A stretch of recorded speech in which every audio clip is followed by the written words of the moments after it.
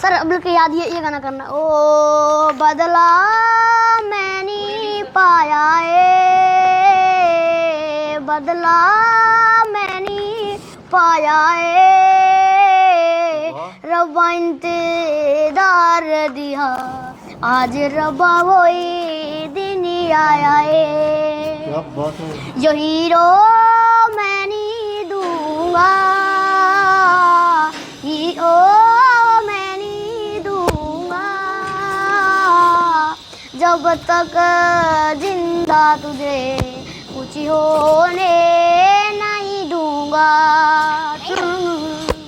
बड़ा मौत से पाला मेरा, बड़ा मौत से पाला मेरा,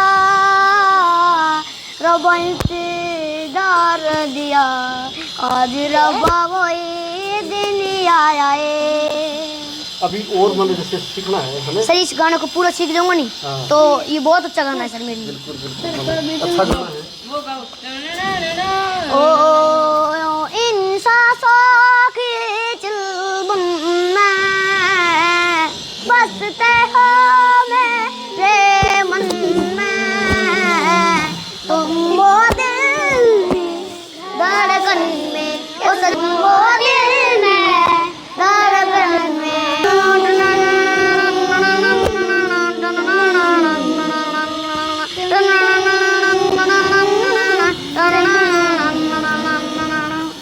मेरी वफा के मन में बसते हो मेरे मन में, तुम वो दिल में धड़कन में, ओ सजना तुम वो दिल में धड़कन में। मेरा ही मेरा ही मेरा ही मेरा ही तेरा ही तेरा ही तेरा, मेरी वफा के मन में बसते हो मेरे मन में, तुम वो दिल धड़कन में, ओ सजना तुम वो दिल में धड़कन में।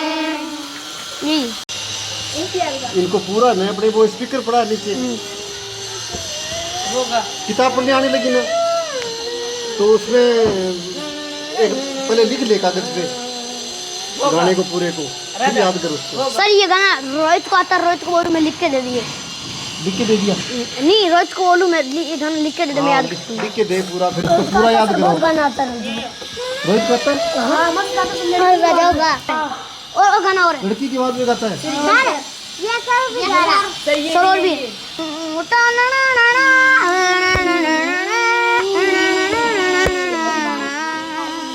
जिंदगी से जम जीत लेंगे हम, शादी लगे जीत लेंगे हम, शादी कर तेरा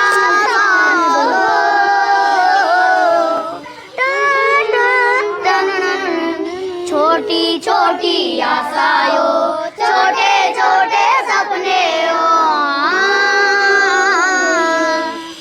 छोटी छोटी आशाओं छोटे छोटे सपने हो, हंसते गाते जो आंगन चांद सितारे अपने हो,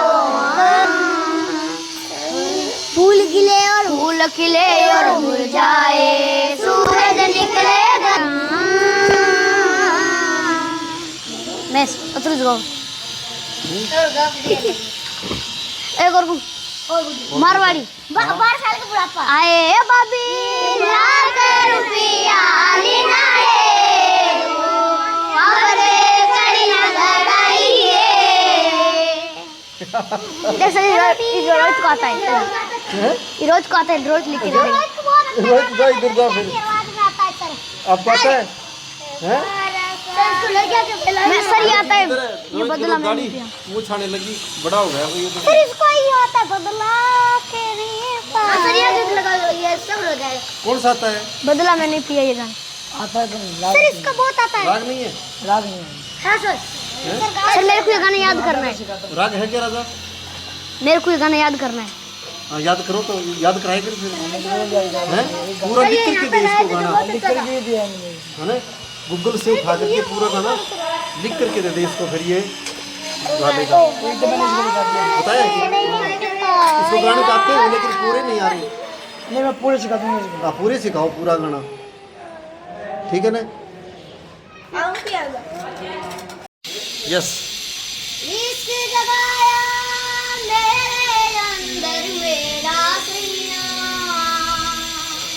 हो पिया पिलाया सात समंदर मेरा सैया, दिल की बात बताना ओए ओए रब्बा, हाय एक दूजे को बुलाना पाए, हाय रब्बा हाय।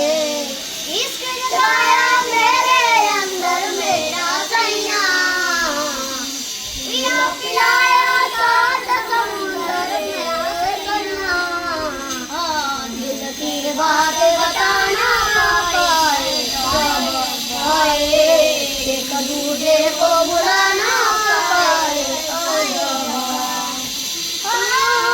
चला गया चांद का आसमां पर छोड़ के, ढूंढ गए दिल गया छोड़ के, किसी को भी मालूम नहीं अपना बेगाना, सुन लेना सुलझाए दिल का ताना बाना, मेरा जुल्मी सोदाए पहचान करना, हाय से अच्छा है अब तो मर जाना, मेरी मोहब्बत जाए असरे, यही लगन ये रही तुम्हें प्यारे। रोक लगाए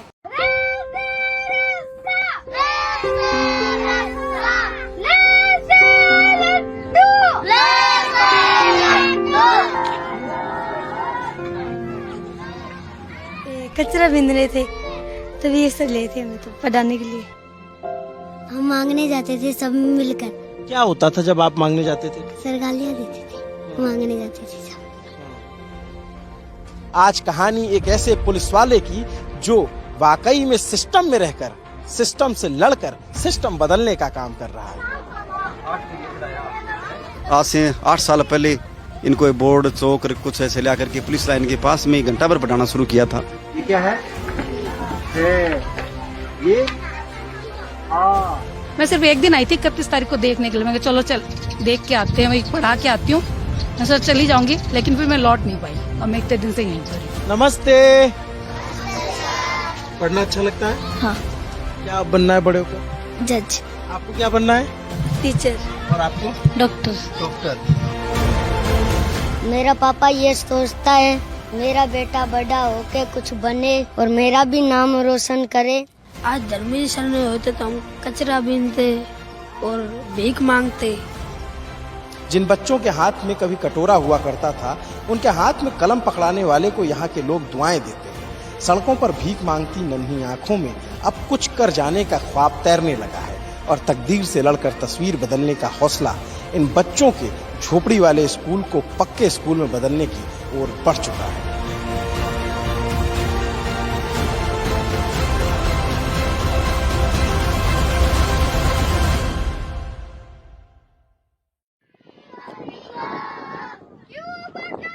झोपड़ी में स्कूल चल रहा है, दोपहर की चिलचिलाती गर्मी का वक्त है। छोटे छोटे बच्चे हैं, ये रेगिस्तानी इलाका है चूरू का, और ये पढ़ाई कर रहे हैं। मैडम क्लास ले रही हैं, कंपटीशन चल रहे हैं। और यहाँ पर मौजूद हैं पुलिस के सिपाही। धर्मवीर ने एक स्कूल खोला है, उसका नाम है आपनी पाठशाला, और उसमें झुग्गी झोपड़ी के आसपास के बच्चों को लाकर ये पढ़ाते हैं पुलिस की ड्यूटी करने के साथ साथ। धर्मवीर जी, ये बताइए कि सबसे पहले मैं आपसे जानना चाहूंगी, कब आपके दिमाग में आया कि ऐसे बच्चों को पढ़ाना चाहिए? मैं पुलिस लाइन में अपनी 40 दिन की पीएल लेकर के और मैं टीचर की तैयारी कर रहा था। उसी दौरान ये 3-4 बच्चे मांगने के लिए आए, तो इनको पूछा कि भाई आप क्यों मांग रहे हैं? तो वो माता पिता नहीं है और हमारे पास और कोई उपाय भी नहीं है मांगने के अलावा। तो मैं सोचा शायद मांगने के लिए झूठ बोल रहे हैं। तो उनकी झोंपड़ियों में जा करके देखा जहाँ वो रहते थे, तो वहाँ एक बूढ़ी दादी के पास में वो बच्चे रहते थे और वास्तव में उनके माँ बाप नहीं थे।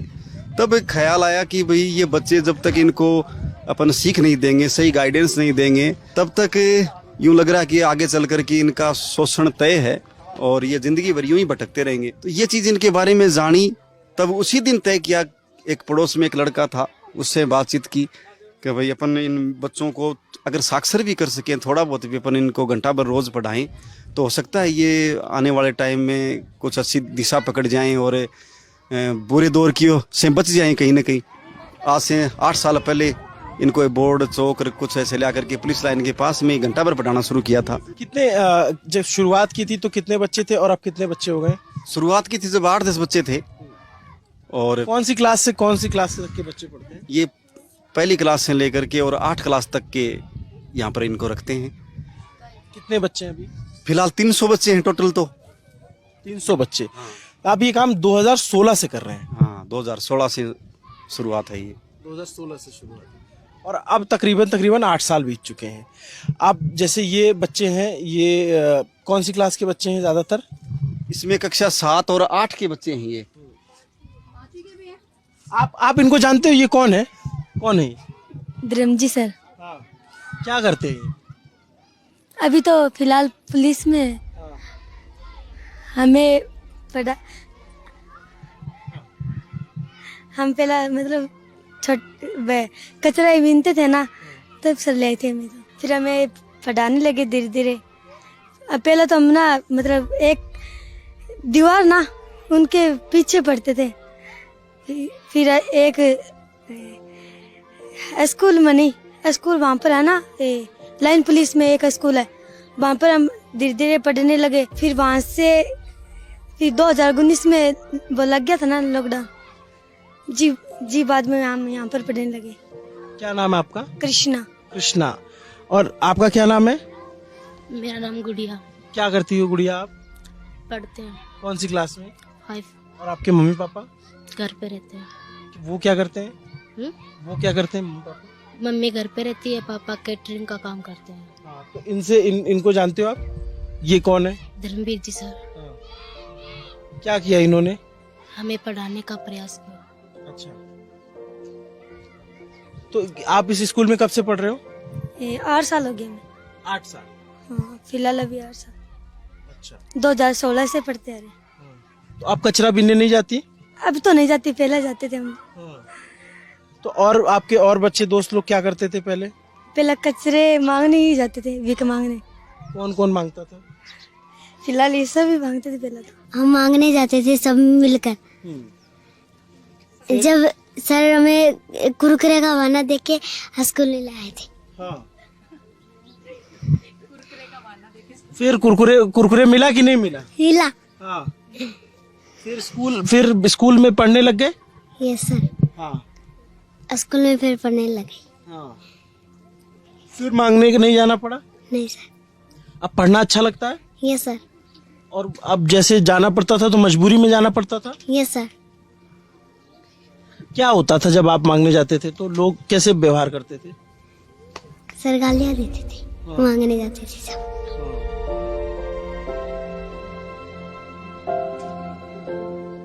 और अब नहीं दे, अब मांगने नहीं जाते। हाँ। तो ये जो आपके सर हैं पुलिस वाले, ये क्या करते हैं? ये नल पुलिस में ना पुलिस की ड्यूटी करते हैं। हाँ। और बच्चों को कैसे लाते हैं? बच्चों को बुलाकर फिर लाते हैं यहाँ पर स्कूल में। फिर बच्चे यहीं रुक जाते हैं, पढ़ने लगते हैं? ये सर। हम कचरा बीनते थे। फिर सर ले आए स्कूल में, फिर धीरे धीरे पढ़ने लगे। अब 5 क्लास में हूँ। पढ़ना अच्छा लगता है? हाँ। क्या आप बनना है बड़े होकर? जज बनना है। आपको क्या बनना है? टीचर। और आपको? डॉक्टर। आप लोगों को क्या बनना है? क्या बनना है तुम्हें? हमें फौजी बनना है। फौजी बनना है? क्या होते हैं फौजी? जो हमारे देश की सेवा करते हैं वो फौजी होते हैं। ये कई सारे बच्चों की कहानियां हैं और बच्चों की कहानियों के नायक धर्मवीर जी हैं। और अब आप बताओ, आप तो पुलिस की ड्यूटी करते हो, तो ड्यूटी के साथ ये स्कूल कैसे चल पाता है? अपने साथ एक अच्छे लड़कों की टीम है जिनमें मैडम भी हैं, लड़के भी हैं। तो वो साथ साथ में अपनी कंपटीशन की तैयारियां भी करते हैं और इन बच्चों को भी पढ़ाते हैं। तो मैं जब भी यहाँ आता हूँ तो ठीक है, अगर मैं भी आऊँ तो वो फिर संभाल लेते हैं पीछे से और लगातार इनकी पढ़ाई वो चलती रहती है। करीब 7-8 ऐसे टीचर हैं जो लगातार इस पढ़ाई को मेंटेन किए हुए हैं। और अभी जो ये झोपड़ियां हैं, ऐसा आपको नहीं लगता कि सरकार कुछ दे दे तो आप इनके पक्के स्कूल बन जाए? नहीं, सरकार का काम तो सारा का सारा सरकार का ही होता है। ये इन बच्चों के लिए यहाँ इनके घर भी बन जाए, एक आवासीय पूरी कॉलोनी भी बन सकती है इनकी। हालांकि बनी भी है, पीछे यहाँ एक बिल्डिंग बनी थी खूब सारे, लेकिन वो इनको नहीं मिल पाई। वहाँ जो जानकार थे, जो समझदार थे, उन्होंने वो चीज़ें ले ली, तो ये फिर अभाव में रह गई। इनको पता भी नहीं है सरकारी योजनाओं को लेने का, और ऐसे इनको आकर के यहाँ कोई कुछ देता नहीं है। कभी आपसे किसी नेता ने कहा कि हम आपकी मदद करेंगे, आप बच्चों के लिए पढ़ा रहे हो, उनको लेकर आ रहे हो, आप किसी ने कहा? नेताओं ने कहा है, पीछे जो MP साहब हैं उन्होंने भी कहा, पीछे जो MLA साहब थे उन्होंने भी कहा। उन्होंने कहा जरूर था। कहा तो किया? कहा जरूर था, कर नहीं पाए वो। हाँ, ये आपकी सौम्यता है कि आप क्योंकि आप सरकारी नौकरी में भी है तो आप ऑब्वियस सी बात है कि आप संयमित ही बताएंगे। तो अब जैसे ये स्कूल कैसे चल रहा है, मतलब अब तो बच्चों की संख्या बढ़ गई, तो लोग, समाज का योगदान होता है, लोग आपको मदद करते हैं या सैलरी से सब कुछ देना पड़ता है? पहले सैलरी देनी पड़ती थी, अब नहीं देनी पड़ती, क्या कहानी है इनमें? क्या कि सोशल मीडिया ने बहुत ही ज़्यादा महत्वपूर्ण भूमिका निभाई, और अपने जैसे यहाँ दिलीप जी सर जैसे साथी हैं, तो ऐसे साथी करीब 40-50 ऐसे साथी हैं जो हर महीने अपना योगदान है इन बच्चों के लिए देते हैं।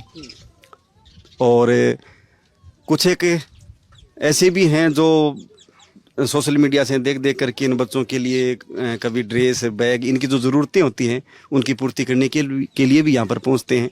इनके अलावा एक संस्था का भी गठन कर रखा है सामाजिक, जिनमें दिलीप जी भी उनमें से एक हैं, और ऐसे करीब एक इसरान जी सर हैं, और यहाँ काम करने वाले कई जो सेवाभावी लड़के हैं वो उसमें ऐड हैं और वही उनके पदाधिकारी हैं। तो उनको लेकर के एक अपनी पाठशाला संस्थान के नाम से एक NGO भी गठन कर रखा है।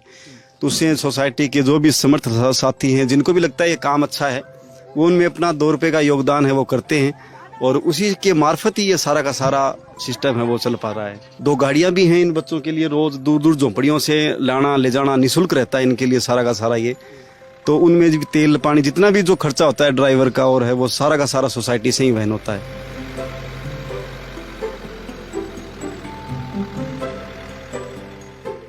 ये दिलीप जी हैं, ये पेशे से टीचर हैं, इनकी कहानी आपकी नज़र में क्या है? जी सर, मैं इनको कॉलेज में जब ये विद्यार्थी थे उस समय से जानता हूँ। एक परोपकार, ये समाज सेवा, ये गुण तो उस समय दिख रहे थे जब NCC में थे, बच्चों के साथ थे। 2016 में जब ये तैयारी कर रहे थे तो इनके पास जो बच्चे आए, तो उन बच्चों से इन्होंने कहा कि मैं आपको बिस्किट दूंगा, जैसे वो बच्ची बता रही थी कुरकुरे दूंगा, लेकिन पढ़ना पड़ेगा। तो मतलब वहाँ से ये शुरू करते हैं कि बच्चों को बिस्किट और वो दे रहे हैं, लेकिन पढ़ना पड़ेगा। ये इस तरह से जो शुरू किया, धीरे धीरे बच्चे उस लालच में इनसे जुड़ते गए, पढ़ते गए। पट्टी और स्लेट और बर्ता उन बच्चों के हाथ में आया, तो ये एक नवाचार इन्होंने शुरू किया। उसमें संकट भी बहुत आए।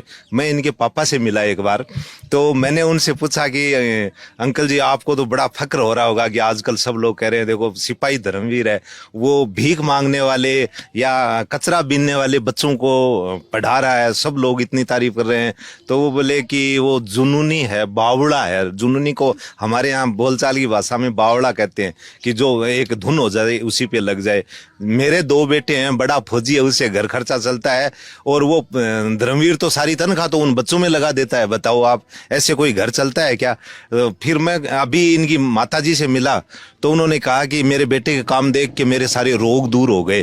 तो एक शुरुआत बहुत कठिन थी। उस समय हम कुछ लोगों को तैयार करते थे कि बर्थडे मनाने यहाँ आओ, चीजें आओ, मतलब कोई भी सुख दुख के चीजें करने के लिए इन बच्चों के बीच में आओ, धर्मवीर जी का हौसला बढ़ाएं। और इस प्रकार से जो शुरुआत से आज तक मैं देखूं तो मुझे लग रहा है अभिनव जी कि मैं अकेला ही चला था जानवीय मंजिल, लोग साथ जुड़ते गए और कारवां बन गया। इस जुनूनी सिपाही ने वास्तव में कारवां बना दिया। इस शहर में अब आपको कोई भीख मांगने वाला नहीं मिलेगा। जैसे इन्होंने कहा कि कारवां बनता गया, तो आपके साथ टीचर्स भी जुड़ते गए। मैम है आप, मैं आपसे भी जानना चाहूँगा कि आप इस अपनी पाठशाला से कब जुड़ी और क्या आपने इसके बारे में जानती थी? सर मैं जानती तो थी, धर्मवीर जी को पहले से जानती थी, और धर्मवीर जी को पहली बार इसी से जाना कि अपनी पाठशाला चलाते हैं, और कई बार मैं इनका वीडियो भी देख रही थी। और वैसे हमारे चूरू के हैं तो आसपास से सभी जो, और ये जो बच्चे हैं ना, झुग्गी झोंपड़ी वाले बच्चे हमारे घर के आगे से गुजरते थे। जब मैं स्कूल से लौट रही होती थी तब मैं इनसे बात किया करती थी, इनके बारे में पूछती थी, तो बताते थे सारी चीज़ें। और सबसे अच्छी बात कि सुबह के समय जब वैन जा रही होती है ना, स्कूल वैन के लिए जो वेट कर रहे होते हैं, कोई भी बच्चे ऐसे नहीं होंगे जो पढ़ रहे होंगे, लेकिन ये बच्चे जीके के क्वेश्चन याद कर रहे होते थे। और फिर एक दिन मैंने यूनिफॉर्म में देखा, शायद वो 9th-10th के बच्चे थे, तो मैंने सोचा दूसरी स्कूल के होंगे, इनसे बात करे होंगे। फिर बाद में मुझे पता चला इन्हीं के स्कूल के बच्चे हैं, और ये बच्चे करते रहते हैं। और अभी आपने देखा होगा जैसे बच्चे कह रहे हैं कि मैं जज बनना चाहती हूँ, डॉक्टर बनना चाहती हूँ। इतने छोटे छोटे बच्चों का हौसला वास्तव में बहुत है। इनको यदि आगे भी मौका मिले, आगे भी योगदान मिलेगा, तो बच्चे रियल में बहुत कुछ कर दिखाएंगे। आपके जैसे कितने टीचर हैं? सर हमारे जैसे 6-7 टीचर हैं अभी। सब लोग, आप लोग बिना पेरोल के हो? आप तो ऐसे ही स्वेच्छा से पढ़ाते हैं? पेरोल तो दिया जा रहा है, लेकिन वो न्यूनतम भाई हम इतना जितना दे पा रहे हैं इतना ले रहे हैं हम, क्योंकि हम खुशी से, मतलब कि इस कार्य को करने में योग इतना मजा है ना वास्तव में। जो कि मैं सैलरी ले करके मैं पढ़ा के आई हूँ, इतने साल हो गए मुझे, कई साल हो गए, लेकिन जो मजा यहाँ पर है, 7 दिन में आई हूँ, बहुत वास्तव में इतना आनंद है ना। और ये सर कहने की बात नहीं है, जो मैं लेखिका हूँ, मैं इतने दिनों लिख रही थी इनके बारे में, इन चीज़ों के बारे में, फुटपाथ के बारे में लिख रही थी, झुग्गी झोंपड़ी के बारे में लिख रही थी, लेकिन अब वो लग रहा है वो तो सारे बनावटी था। और यहाँ पर आकर के मुझे जो महसूस हुआ है ना वास्तव में, अब इसको मैं सिर्फ एक दिन आई थी 31 तारीख को देखने के लिए। मैं चलो चल देख के आते हैं, मैं पढ़ा के आती हूँ, मैं सर चली जाऊँगी, लेकिन फिर मैं लौट नहीं पाई, और मैं इतने दिन से यहीं पर हूँ और बहुत अच्छा लग रहा है।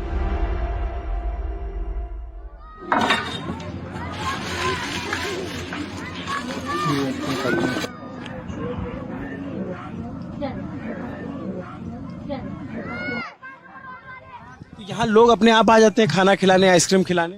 हाँ, सोशल मीडिया इसमें मुख्य भूमिका निभाता है। वो एक बीच का सेतु है, और सोशल मीडिया से देख देख करके साथी है ना, वो मेरे फ़ोन नंबर पे कांटेक्ट कर लेते हैं या कमेंट डाल देते हैं। फेसबुक है, यूट्यूब है, ट्विटर है, इन पर तो उनसे फिर संपर्क हो जाता है। अब आप इनके लिए एक स्कूल भी बना रहे हो पक्का? हाँ, इनके लिए पिछले देखा कि अपने 8 साल में कि अपन बच्चों पे 12 महीने मेहनत की, 2 साल मेहनत की, उसके बाद में इनके माँ बाप मजदूरी की तलाश में कहीं और दूर दूर चले जाते हैं, और वहाँ स्कूल होता नहीं, उन बच्चों की पढ़ाई बीच में फिर छूट जाती है। तो तब ये देखा कि भाई इन बच्चों के लिए एक ऐसी व्यवस्था जब तक नहीं बनेगी, तब तक इनमें जो अपन सुधार देखना चाहते हैं वो पूर्णतः नहीं हो पाएगा। वो स्कूल एक आवासीय स्कूल है, वही इन बच्चों में पूर्णतः सुधार है वो ला सकती है, क्योंकि वहाँ ये 24 घंटे शिक्षा के माहौल में ये बच्चे रहेंगे तो बहुत तेज गति से आगे बढ़ेंगे। क्योंकि इनकी झोपड़ियों में पीछे जो बैकग्राउंड अपन देखते हैं ना कि कोई पढ़ा हुआ नहीं होता। ये जो झोपड़ियाँ, इन्हीं में रहते हैं ये बच्चे? हाँ, यहाँ कुछ बच्चे यहाँ रहते हैं, कुछ दूर दूर स्टेशन के पास में, बस स्टैंड के पास में अलग अलग झोपड़ियाँ लगा रखी हैं, तो वहाँ भी रहते हैं।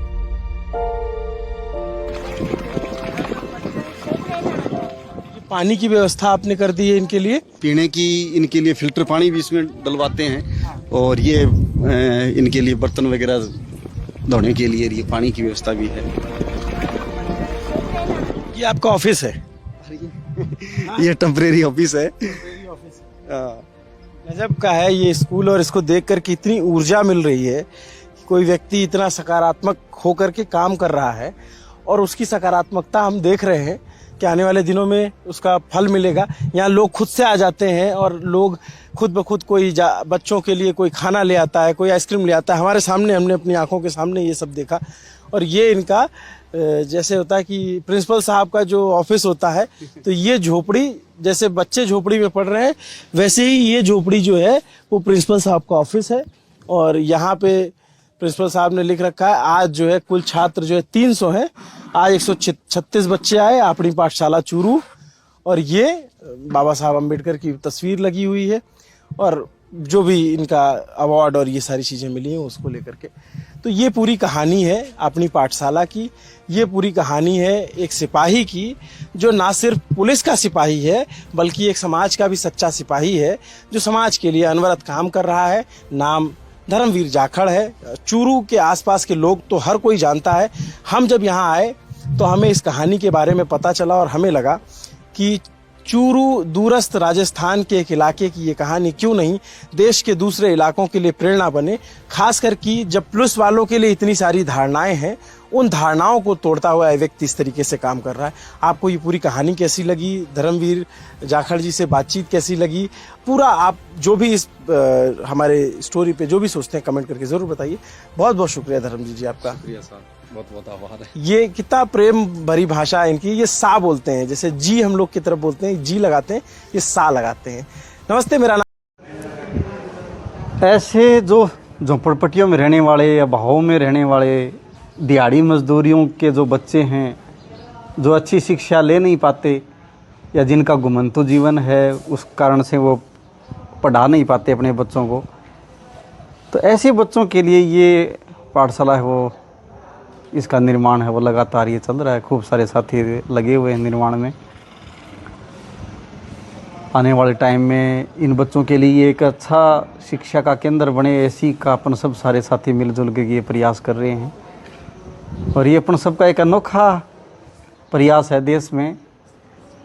इसे पहले मेरी कोई ऐसी नॉलेज में नहीं आया जहाँ अपन ऐसे बंधु मिलजुल करके और ऐसे बच्चों के लिए निःशुल्क आवासीय सुविधा, जिनमें इनके लिए सब कुछ खाना पीना, साबुन, तेल, कपड़े, सब कुछ इनके लिए निःशुल्क अपन करें।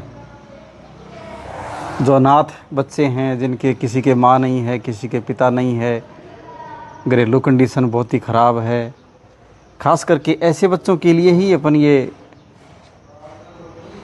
केंद्र रखें ताकि वो बच्चे भी अपने बच्चों की तरह आगे बढ़ सकें। काफ़ी सुंदर प्रयास रहा है अपन सारे साथियों ने अब तक। यहाँ तक तो इस पाठशाला को अपन लेकर के आ चुके हैं। अब इनकी फिनिशिंग, पूरी की पूरी फिनिशिंग बाकी पड़ी है। अब सारे पे ज़्यादा खर्चा फिनिशिंग पर ही लगना है। यहाँ पर ये जो पीछे बीच का हॉल सा दिखाई दे रहा है ना, यहाँ पर तो अपने टीन शेड वगैरह डालेंगे। इनके लिए अच्छी कंपनी की टीन है वो ला के, टेन है वो लगा करके इसको बीच से कवर कर देंगे। ये आगे का फ्रंट एरिया जहाँ अब ये छत है वो तैयार हो रही है। यहाँ पर ये 4 मंजिला ये भवन हो गया। आगे आगे से पीछे से ये 3 बेसमेंट, ग्राउंड लेवल और फर्स्ट लेवल। इसमें लड़कों का हॉस्टल भी ऊपर व्यवस्था हो जाएगी। इसके अलावा लड़कियों का हॉस्टल और एक भोजनशाला वो अपनी अभी बाकी है, वो अलग बनानी पड़ेगी अपने को। इनमें करीब 2-3 करोड़ रुपए और अभी तक खर्च होना बाकी है। वो जाके खर्च होगा तब जा कर के इन बच्चों के लिए एक अच्छी सुंदर व्यवस्था ये तैयार हो पाएगी। हालांकि इस फिनिशिंग में भी खूब सारा खर्चा लगना भी बाकी पड़ा है। ये अपन जो रोड देख रहे हैं आगे, ये चूरू से रतनगढ़ रोड है ये आगे, और उसी पर ये अपनी पाठशाला है। अपनी पाठशाला चूरू का ये बार वाला इलाका है थोड़ा सा, देपालसा रोड भी अपने इसको बोलते हैं। ये आगे रतनगढ़ तक जाती है और यहाँ से ये 50 लाख रुपए में ये ज़मीन, 1.5 बीघा ज़मीन है, वो अपन खरीद करके सब सारे बंधु खूब सारा सपोर्ट किया, उसी से ये क्रय की और उसके बाद में ये निर्माण इस पर भी कोई 3 करोड़ रुपया खर्च हो चुके हैं। 2 व्हीकल भी हैं पाठशाला में। ये जो बच्चे झोंपड़ियों में दूर दूर रहते हैं उनको ले जाने के लिए निःशुल्क व्यवस्था है ये भी सारी। और ये अपन सारे बंधुओं का मिला जुला प्रयास है। ये पीछे का एरिया है। इन खिड़कियां लगनी अभी बाकी हैं। खिड़कियां हालांकि अपन ने लोहे की बना के तैयार कर रखी हैं। वो बाहर का जो प्लास्टर जो होगा त्यों ये खिड़कियां हैं उनमें अब वो लगाते जाएंगे और प्लास्टर होता रहेगा। बीच का जो होलसा है अंदर से, तो वो ये टीन से ऊपर से कवर हो जाएगा, तो बरसात का पानी बीच में नहीं आएगा। ये अपने इधर वाला इलाका, इधर भी रास्ता निकलेगा, बच्चे इधर से भी निकलेंगे। बराव होना बाकी पड़ा है। ये खड्डा सा जो दिखाई दे रहा है यहाँ पूरा का पूरा बराव होगा, मिट्टी डलेगी यहाँ पर सारी।